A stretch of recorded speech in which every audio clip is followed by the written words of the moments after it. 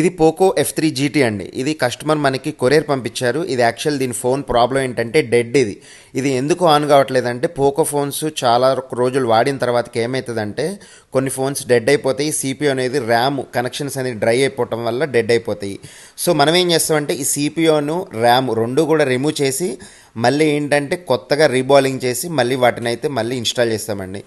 అదే ప్రాసెస్ ఇప్పుడు మీకు చూపిస్తుంది. ఇప్పుడు ఇది ఇన్స్టాల్ చేసిన CPU అనమాట. ఈ రెండు కూడా ఇన్స్టాలేషన్ తర్వాతకి ఫోన్ అయితే ఆన్ అయిపోయిందండి.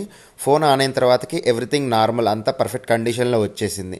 ఇలాంటి ఫోన్స్ ఏమన్నా CPU ప్రాబ్లం ఉండి డెడ్ అయినవి ఏమన్నా ఉంటే ఎక్కడ చూపికుండా నీట్ కండిషన్లో ఉంటే ఏమవుతుందంటే మనకి రిపేర్ అయ్యే ఛాన్సెస్ హై ఛాన్సెస్ ఉంటాయి, రిపేరబిలిటీ ఎక్కువ ఉంటుంది. ఆల్రెడీ చూపించినవి ఆల్రెడీ వేరే టెక్నీషియన్స్ చేసినవి అయితే మాత్రం మనం రిపేర్ చేసినా కూడా అయ్యే పాసిబిలిటీ చాలా తక్కువ ఉంటుంది. ఇలాంటి ప్రాబ్లమ్స్ ఏమైనా ఉంటే ఇక్కడ కనిపించే అడ్రస్కి కాంటాక్ట్ అవ్వచ్చు. నా పేరు సందీప్ అండి, ఖమ్మం సందీప్ మొబైల్స్.